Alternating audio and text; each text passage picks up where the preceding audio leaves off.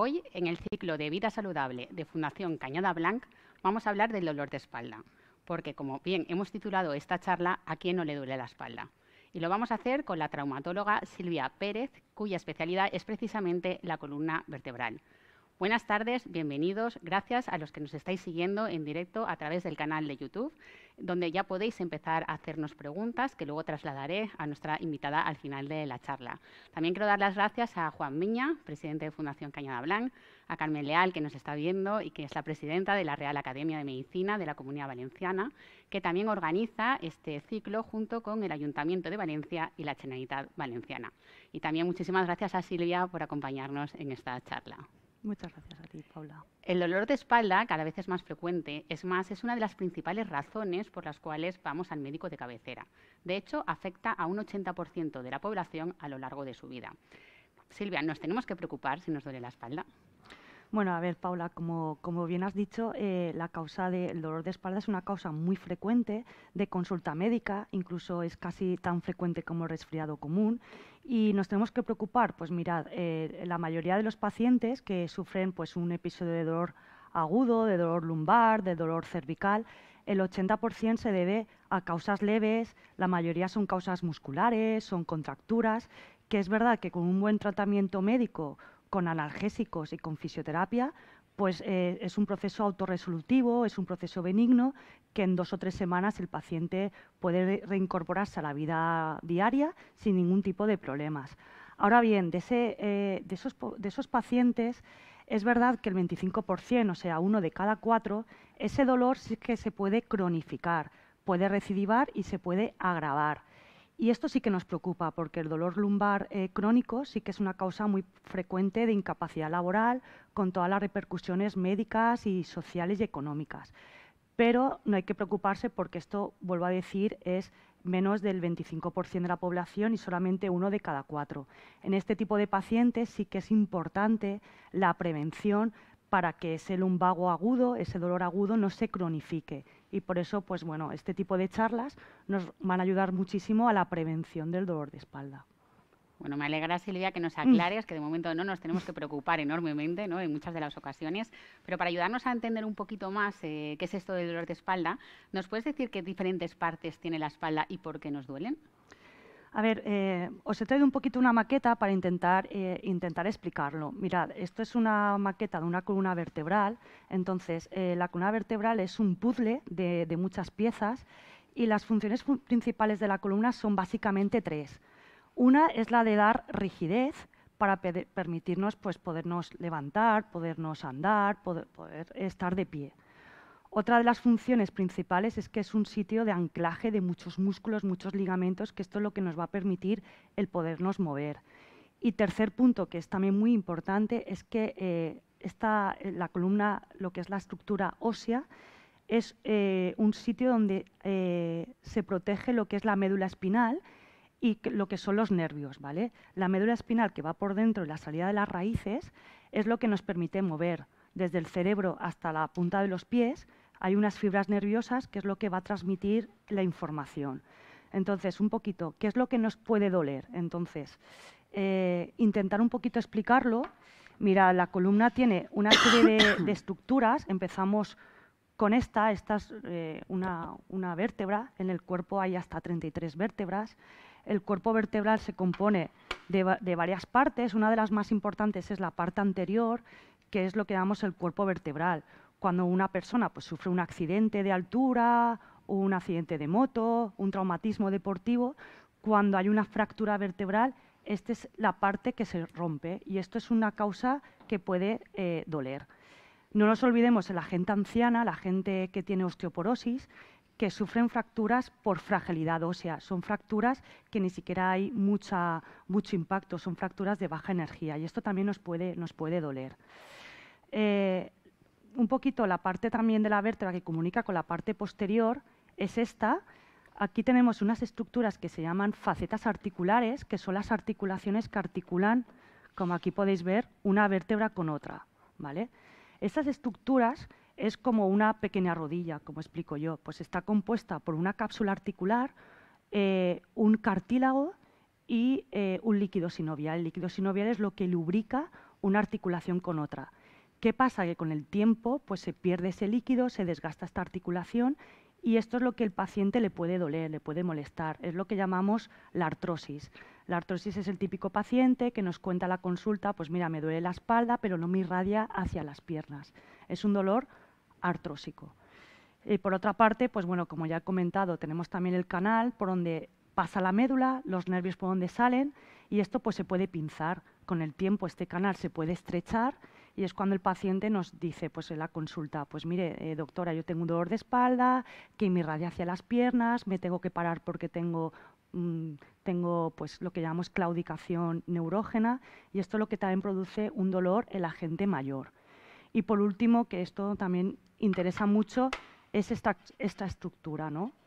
Esta estructura es el disco intervertebral. El disco es como una almohadilla que está entre una vértebra y otra, que está compuesta básicamente por agua y por colágeno, y con el tiempo esto se puede desgastar, de tal forma que hay veces que se desgasta, se deshidrata y el paciente tiene un dolor discógeno, que es un dolor no irradiado hacia las piernas, pero si esto se rompe y protuye hacia el nervio o hacia la médula, es cuando el paciente pues, tiene la clínica típica de ciática, el dolor hacia las piernas.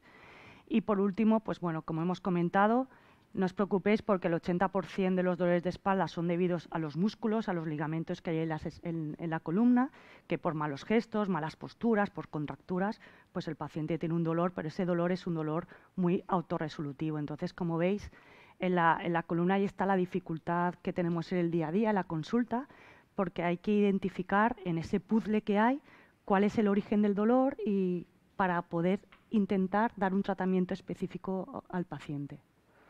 Entiendo que el diagnóstico, por lo tanto, es importante. ¿Cómo se diagnostica? Pues a ver, eso es una pregunta importante porque, como he comentado, el 80% en un lumbago o una cervicalgia aguda se va a resolver en 2 o 3 semanas y no hay que hacer ninguna prueba diagnóstica. Sí que es verdad que si el paciente pues, perpetúa ese dolor, tiene un dolor de más de 4 semanas, o bien el paciente pues, manifiesta clínica neurológica, que significa que tiene pues, parálisis de las piernas, no puede mover las piernas o se le escapa el pipí, eso sí que es una cosa importante de acudir a un médico para pedir pruebas complementarias. Lo básico que pedimos son radiografías, a veces pedimos un TAC si sospechamos una fractura, pero la prueba estándar es la resonancia. En la resonancia podemos valorar tanto la médula, los discos, podemos valorar los nervios, pero aquí quiero hacer un pequeño paréntesis y es que, ojo, porque la resonancia muchas veces nos sobrediagnostica a los pacientes. Si sometemos en muchos estudios a pacientes totalmente o gente totalmente asintomática, del 30 al 40% tendrán cambios en la resonancia, tendrán hernias discales en pacientes, ojo, asintomáticos en los que no hay que tratar. O sea, que la resonancia hay que tomársela un poquito con calma y no todo paciente en los que vemos en la resonancia una alteración hay que tratarlos. Y por último, a veces pedimos pruebas de los nervios, que se llaman, no sé, los pacientes que se someten a las pruebas, una electromiografía, que es una prueba que valora un poquito cómo están los nervios de la columna. O sea, eso básicamente son las pruebas que pedimos. Voy a recordar a la audiencia que Silvia es traumatóloga. Si bien hay diferentes especialistas en los que pensamos cuando nos duele la espalda. Entonces, Silvia, yo creo que nos ayudaría que ese diagnóstico, ¿quién es la persona más adecuada? Cuando te duele la espalda, ¿qué es lo primero que deberíamos de hacer? Vale, esto, a ver, vamos a ver, el dolor de espalda, el dolor agudo, lo puede tratar incluso el médico de cabecera. No hace falta tampoco un especialista. En el dolor de espalda, el primer escalón de tratamiento, porque vamos por escalones, el primer escalón es un tratamiento analgésico, un tratamiento farmacológico, donde pues al paciente, ya te digo, hasta incluso el médico de cabecera pues puede dar antiinflamatorios, analgésicos, relajantes, incluso para el dolor de la ciática puede dar lo que llamamos la lírica, que es muy famoso, que muchos pacientes toman. Otro tratamiento es la inmovilización y, por supuesto, el tratamiento fisioterápico. El tratamiento fisioterápico mediante corrientes, ondas de choque, magnetoterapia, son tratamientos que están llevados por médicos de rehabilitación. No hace falta tampoco un especialista de columna, un cirujano de columna que trate ese primer escalón de tratamiento. Todos los médicos son capaces de darle un tratamiento al paciente. Y vuelvo a insistir que con una buena medicación, una buena analgesia y una buena fisioterapia, el 80% de los pacientes en 3 o 4 semanas son totalmente asintomáticos, o sea, no requieren nada más. Ahora bien, cuando el paciente, ese dolor se perpetúa, es cuando ya lo que hemos comentado, hay que pedir pruebas diagnósticas, saber qué es lo que está pasando, intentar al paciente darle un tratamiento adecuado.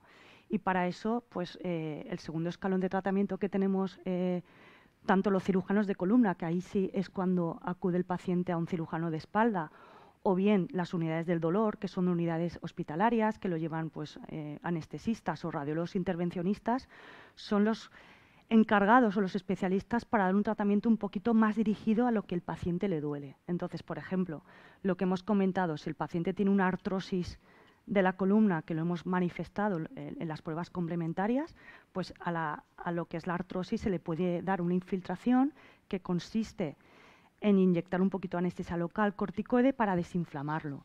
Si el paciente, por ejemplo, tiene un dolor irradiado hacia la pierna porque le está comprimiendo el nervio, pues se le puede dar una infiltración dirigida al nervio. O sea, son técnicas que llamamos nosotros infiltrativas, son técnicas ambulatorias, que la idea es pues, intentar mejorar al paciente, evitar la cirugía y, por supuesto, mejorar de los síntomas. Y esto puedo decir que casi el 80-90% de los pacientes pueden mejorar con estas técnicas. Entonces ya nos quedaría el último escalón de tratamiento, que somos nosotros, los cirujanos de espalda, cuando ya hay un fracaso de las medidas farmacológicas, un fracaso del tratamiento rehabilitador o un tratamiento de las técnicas de infiltración, es cuando ya se plantea la cirugía de espalda. Pero esto, para un poquito, como hablamos de la preocupación del dolor de espalda, esto es menos del 10% de la población. Necesitará una cirugía de espalda. Y eso sería ya el último paso. Sería el último escalón y el último recurso, o sea, sería el último tratamiento del paciente. Y esto hasta ahora estamos hablando del diagnóstico, el tratamiento, una vez ya tenemos identificado el dolor de espalda y la patología que tenemos. Vamos a ir un poquito más hacia adelante. ¿Qué podemos hacer para prevenirlo? Porque como estábamos diciendo, cada vez es más frecuente que nos duele la espalda. A ver, básicamente antes de llegar a todo esto que es el final, por supuesto lo más importante es la prevención. Y la prevención muchas veces no la hacemos. La prevención pues entra entre medidas higiénico-médicas, como la alimentación. Es importante pues, tener una buena alimentación sana, importante, por ejemplo, una dieta rica en calcio y vitamina D para fortalecer el hueso y evitar esas fracturas que hemos comentado del anciano, que son fracturas por fragilidad ósea. Importante el tabaco es muy enemigo de la espalda. El tabaco se ha demostrado que degenera los discos, degenera las articulaciones, los músculos, hay que evitarlo. Por supuesto, la obesidad es la enfermedad del siglo XXI. O sea, los pacientes obesos son pacientes en los que van a tener más problemas de espalda que la población general, porque degeneran más los discos, sobrecargan también más las articulaciones y van a tener muchos más problemas. Siempre explicamos a los pacientes que lo ideal es tener un índice de masa corporal de menos de 30. Y, por supuesto, el ejercicio. El ejercicio es un pilar fundamental. El ejercicio básicamente es fortalecer muy bien la musculatura que llamamos nosotros del core, que básicamente es la musculatura abdominal, fortalecer los erectores de espalda, fortalecer la musculatura de la pelvis para prevenir el dolor de espalda. Más cosas importantes, bueno, el estrés, la ansiedad, que es también una cosa mucho de la sociedad occidental. La gente con estrés, la gente con ansiedad, sufren más dolor de espalda, porque esos pacientes tienen aumentado el tono muscular y aparte la percepción del dolor es mucho más acentuada que en la población normal. Y por último, pues remarcar lo que llamamos la ergonomía, la buena postura, la higiene postural, pues sentarnos adecuadamente, la pantalla del ordenador tenerla a la altura de los ojos, intentar no llevar mucho peso en las mochilas. Por ejemplo, los niños siempre decimos que tienen que llevar menos del 10% del peso corporal. Si pesa 70, pues intentar llevar menos de 7 kilos. Después, a la hora de los móviles, las tablets, que siempre estamos con posturas muy forzadas del cuello, pues eso hace que si en condiciones normales, el cuello soporta 5 kilos, pues con los dispositivos móviles, con la flexión del cuello, aumenta hasta 25 kilos, lo que la musculatura del cuello tiene que soportar. Pues que no le va a doler el cuello con esos malos gestos. Entonces es muy importante educar a la población para sentarse correctamente, para a la hora de estudiar, a la hora de trabajar, tener buena higiene de la espalda. Eso es fundamental.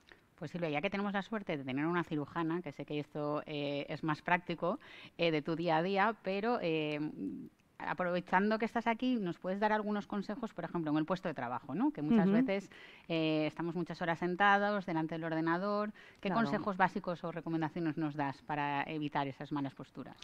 A ver, como yo explico a los pacientes, pues muy importante, si vas a estar mucho tiempo sentado, pues en primer lugar, adaptar el ordenador de tal forma que no tengas que hacer gestos forzados del cuello ni arriba ni hacia abajo. Sentarse adecuadamente con el respaldo tirado hacia atrás, no echado hacia adelante ni echado hacia atrás. Cambiar de gestos, cambiar de posturas, o sea, estar sentado mucho tiempo favorece los malos gestos y las contracturas. Hay que intentar levantarse cada media horita, hacer estiramientos, estirar. Más recomendaciones por la gente, por ejemplo, los estudiantes que pasan muchas horas delante de los libros, pues intentar pues, dispositivos como atriles, como dispositivos para intentar no forzar el gesto del cuello. Y básicamente esto diría, es muy importante que nos eduquemos, pero desde niños, a sentarnos bien, a estudiar correctamente y ojo, pues insisto, en los móviles porque estamos viendo mucha población con dolor del cuello por los gestos forzados que hacen desde pequeñitos, vamos. Luego has mencionado el deporte. Ujú, Es el deporte, porque muchas veces se relaciona igual correr, ¿no? Que a ujú, veces dicen, pues si te duele la espalda es mejor no correr. ujú. Es cierto este tipo de...? Sí, a ver, el deporte es básico porque aparte de que favorece las buenas posturas, a uno le aumenta la autoestima y eso libera endorfinas y te quita el dolor. O sea, el deporte es algo básico en la patología de espalda. Ahora bien, como dices tú, Paula, no todos los deportes son recomendados en gente con dolencias de espalda. Por ejemplo, deportes con mucha solicitación de gestos como giros y saltos, como es el tenis, el pádel, pues no es el deporte más recomendado en gente que padece de espalda. Después el correr, por ejemplo, el impacto sobre el suelo, la gente que corre maratones, pues bueno, eso también se ha demostrado que puede ser perjudicial para la espalda. Entonces, ¿qué deporte buscar? Pues bueno, es básico, en primer lugar, buscar un deporte que seamos constantes, porque el éxito del tratamiento es la constancia. Y segundo, pues buscar un deporte que ayude a la flexibilidad, a la fuerza, al equilibrio, y eso lo consigue mucho deportes como el pilates, como el yoga, como el tai chi, que además ayuda también a la mente a estar más relajados. La natación es un deporte que yo recomiendo mucho porque la natación acuática es un deporte que puedes fortalecer toda la musculatura y son deportes de no impacto porque no actúa la gravedad. Cualquier estilo, da igual, braza, crawl, cualquier estilo. Y otro deporte que yo recomiendo mucho es la marcha nórdica, que ahora se ha puesto mucho de moda. Son esos pacientes que hacen caminatas con dos palos y eso también ayuda mucho a fortalecer la musculatura. No sé si con esto te he contestado. O sea, correr es bueno. Hombre, es mejor que estar sentado en el sofá toda la tarde, pero si podemos escoger un deporte, pues yo es preferible coger ese tipo de deportes que te he comentado, Paula. Y luego otra parte importante de nuestra vida la dedicamos a dormir. ¿Mm? También existe una higiene específica Por para supuesto. evitar el dolor de espalda cuando dormimos. Por supuesto, o sea, pensar que un tercio de nuestra vida la pasamos durmiendo. Entonces, la postura en la cama influye en que el paciente pueda presentar dolor de espalda. Entonces, las recomendaciones básicas, bueno, esto es de regla básica, es dormir 6 o 8 horas, porque es básico para que descansen los discos, descansen los músculos, se relajen. Intentar antes de dormir, pues evitar bebidas estimulantes, el tabaco, estar muy estresados, porque eso también vamos a estar más contracturados a la hora de dormir, y estirar antes de dormir. Y en cuanto a las posturas, que esto es verdad que le preocupa mucho a la gente, pues recordar que la columna nosotros no somos rectos, tenemos una curvatura lumbar que se llama lordosis. Entonces, a la hora de dormir influye mucho la posición. Entonces, la peor posición que tenemos para dormir es boca abajo. Boca abajo aumenta la curvatura lumbar, con lo cual fuerzas la postura y aparte se aprieta el tórax sobre la cama, con lo cual se respira peor. Entonces, es la peor postura para dormir. Si no puedes dormir de otra forma porque eres una persona que tienes que dormir por abajo, pues se recomienda una almohada debajo de la pelvis. La mejor posición para dormir es de lado.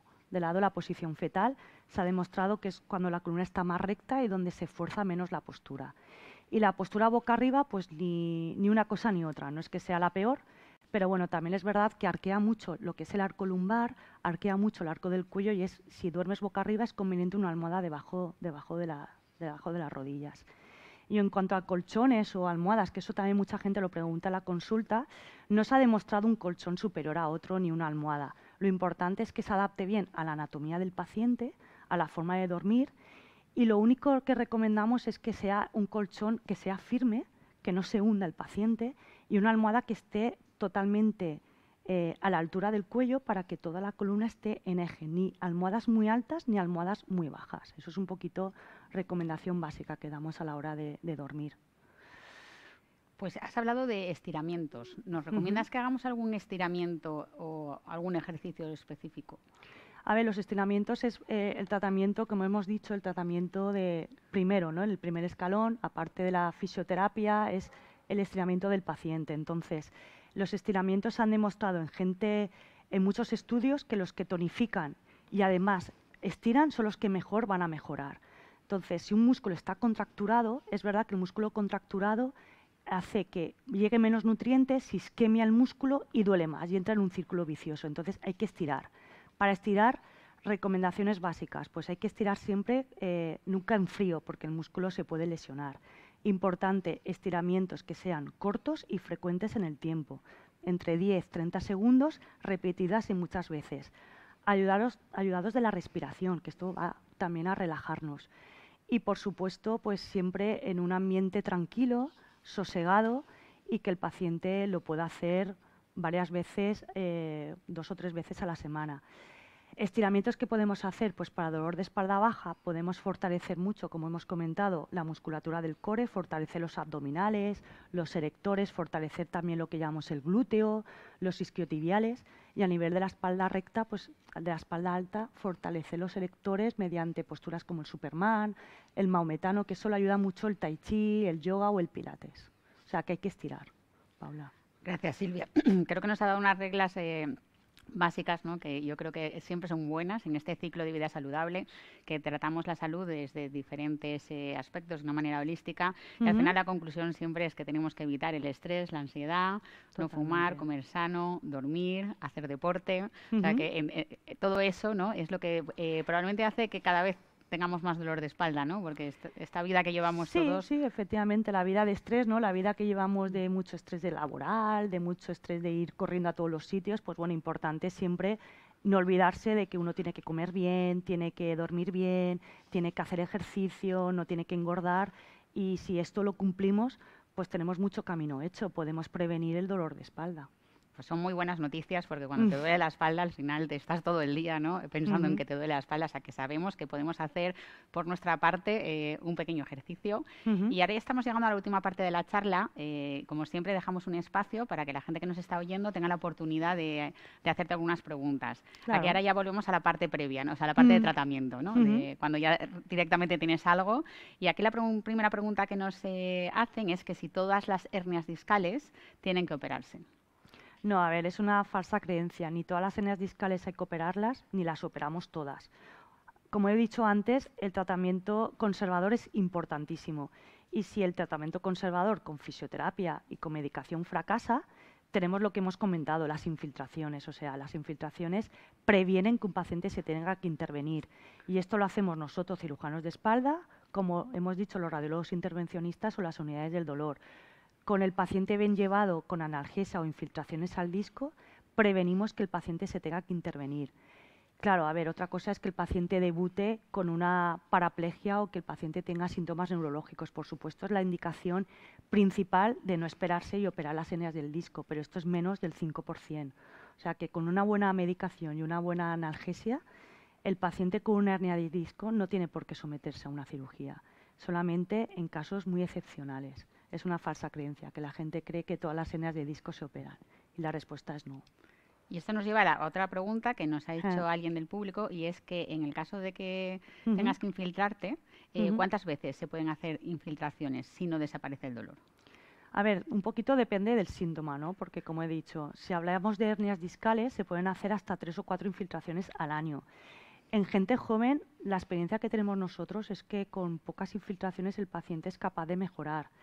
No es tanto en gente mayor, porque la gente anciana, la gente con artrosis, como hemos comentado un poquito con la anatomía, no solamente le molesta el disco, le molesta la artrosis, le molesta los ligamentos, le molesta la médula, o sea, hay más factores que le puedan. Entonces, esos pacientes, gracias a estas unidades del dolor, son pacientes un poquito más crónicos, pero son pacientes que el día a día con infiltraciones se van valiendo y además pensar que en gente mayor el riesgo quirúrgico es muy elevado. Entonces, estos pacientes el día a día van mejorando con estas técnicas. Es verdad que no mejoran de un día para otro, pero pueden llevar una marcha con estas unidades en los cuales el paciente es capaz de llevar una vida aceptable y de calidad del dolor. Entonces, entiendo que el número de infiltraciones es ilimitado. Es personalizado con el paciente, o sea, no hay un número básico, o sea, hay gente que con una o dos infiltraciones mejora y hay gente que necesita más. Y esto, por eso son pacientes que hay que ir viendo en consulta y es un poquito en función de la demanda del paciente. No todo el mundo responde igual al dolor. Hay gente que responde muy bien al dolor, como hemos hablado con la gente con ansiedad, estrés o enfermedades que tienen un poquito, pues, de depresión, estos pacientes a veces responden un poquito peor al dolor, pero para eso están estos tratamientos. Al final, lo que interesa es mejorarles. Y una última pregunta que nos hacen es si todos los dolores lumbares son de origen músculo-esquelético. No, ya lo hemos comentado. O sea, sí que es verdad que la mayoría son debidos al músculo y a los ligamentos, pero como intenta explicar, y es cuando hay que estudiar al paciente, en muchos casos pues es debido a que hay un pinzamiento del disco que comprime el nervio, o el dolor es porque hay una artrosis de la espalda. Quien no tiene artrosis de rodilla, en gente a partir de los 60 años, pues en la espalda pasa lo mismo. El desgaste de las facetas articulares es el origen del dolor. ¿Qué es poco frecuente? Bueno, es más frecuente el músculo, pero no olvidemos otros orígenes del dolor en la espalda. Vale. Mira, nos llega otra pregunta. ¿Nos puedes hablar de la escoliosis? A ver, no he querido un poquito la escoliosis. En primer lugar, no he querido meterlo en esta charla porque la escoliosis no duele. La escoliosis como una enfermedad de deformación, de deformidad de la espalda. Me explico. La deformidad de espalda puede ser de causa degenerativa en gente mayor o de causa idiopática, que son los adolescentes. Entonces, la escoliosis no duele a no ser que sea secundaria a algún traumatismo, que sea secundaria a un desgaste. Sí que es verdad que los pacientes que tienen una escoliosis degenerativa son pacientes que tienen además pues artrosis, entonces la escoliosis como tal no duele, duelen los procesos degenerativos. Entonces es una deformación, una deformidad de la columna en los tres planos y que se puede dar tanto en los niños como en los adultos, pero las escoliosis no se tratan por dolor, no sé si me explico, se tratan un poquito cuando son curvas muy severas, porque a nivel pulmonar o a nivel funcional hay que intervenirlas, pero no por el dolor. Nunca operamos una escoliosis por dolor. Por lo que veo, uno de los objetivos principales es evitar el dolor, ¿no? O sea, claro. que podemos hacer. Pues yo creo que ha llegado ya el fin de la entrevista. No sé si, Silvia, si quieres añadir algo más a lo que hemos estado hablando. Bueno, pues un poquito dar la tranquilidad a la gente, que pues un paciente que tiene un dolor de espalda no es nada grave, porque ya he dicho que la mayoría pues va a responder a un tratamiento médico, y si no es así, pues bueno, para eso estamos nosotros, para los especialistas de espalda, para intentar un poquito. Muchas veces el paciente viene con dudas, con preguntas, ¿no? Intentamos resolverlas, intentamos dar un tratamiento dirigido y un poquito pues la prevención importante. Yo creo que esta charla también son las medidas preventivas hacia la población general para evitar este dolor de espalda. No sé si quieres apuntar. Yo creo que ha quedado todo claro. Muchísimas gracias, Silvia. Gracias a vosotros. Es un lujazo poder tener una profesional como tú. Gracias por compartir este espacio con nosotros, y espero que también los que nos estáis viendo desde el canal de YouTube os hayan quedado claras todas las pequeñas dudas que podéis tener en relación a este tema. Muchas gracias, y gracias a la Fundación y gracias a Juan y gracias a todos, porque esto es verdad que estas charlas son importantes para la población, y gracias por darme voz en este foro. Muchas gracias. Hasta luego.